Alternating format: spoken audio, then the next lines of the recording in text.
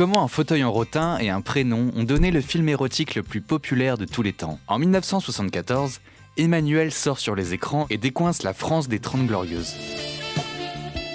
Film à petit budget, ambiance Club Med libertin, voici pourquoi Emmanuelle est le film culte qui incarne parfaitement la décennie des années 70. Le film fait près de 10 millions d'entrées, il reste 10 ans ou 11 ans sur les Champs-Élysées. Les Espagnols, le film est interdit en Espagne, viennent en France pour voir le film.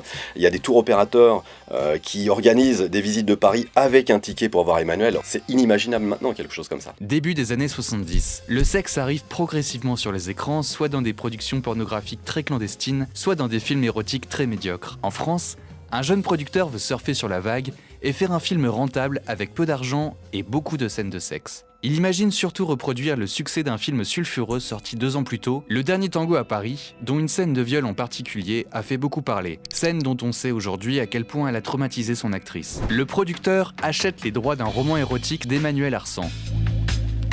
Le pitch, une femme de diplomate s'ennuie dans sa vie et multiplie les aventures en quête de son plaisir.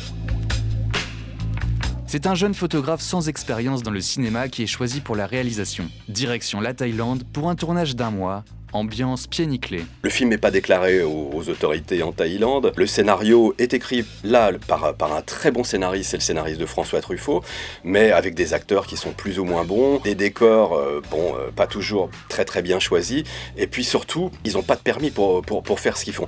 Pas de pellicule, c'est-à-dire que chaque scène doit être faite en 1 prise, voire 2. J'ai interviewé quasiment toute l'équipe, ils étaient sûrs que le truc ne sortirait jamais. Mais ils s'amusent, ils sont en Thaïlande, ils fument un peu d'opium, ils passent du bon temps. L'équipe du tournage d'Emmanuelle, dont une grande partie vient de la publicité, veut donner ses lettres de noblesse au genre érotique avec une réalisation léchée, des lumières tamisées dans une démarche presque artistique. En gros, faire du playboy et surtout se démarquer des productions pornographiques fauchées. Je crois que la raison de mon succès, je touche du bois pour celui-là, c'est que j'ai toujours essayé de suggérer les choses et laisser aux spectateurs la possibilité de projeter.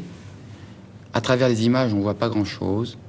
Ils ont toujours l'impression de voir des tas de choses. On ne voit jamais un sexe, on ne voit jamais de choses difficiles. D'accord. Le film sort aussi à un moment où un vent nouveau souffle sur la France. Pompidou est mort quelques semaines plus tôt et le nouveau président Giscard d'Estaing a promis d'en finir avec la censure. On a, pour la première fois, une femme qui a des aventures avec des hommes, avec des femmes, et il n'y a pas du tout de culpabilité.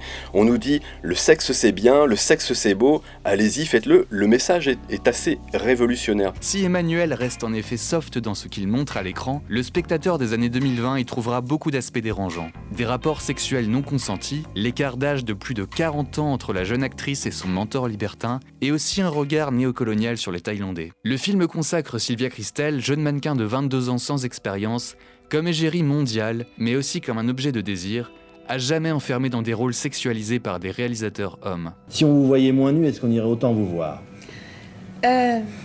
Soyons simples. Bon, la preuve là, bon, tous les films que j'ai faits où je me déshabillais pas n'ont pas du tout marché. Eh ben voilà, on va y arriver. Mais ça va changer.